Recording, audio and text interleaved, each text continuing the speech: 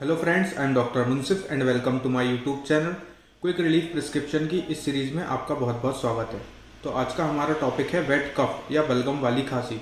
तो मैं आज आप लोगों को 2 होम्योपैथिक मेडिसिन बताऊंगा जो बहुत ही इफेक्टिव है बलगम वाली खांसी के लिए।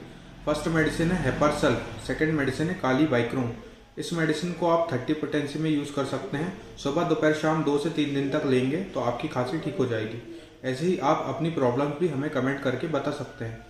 अगर आप इस चैनल में नए आए हैं तो वीडियो को लाइक करें और शेयर करें और इस चैनल को सब्सक्राइब करना ना भूलें। Thank you.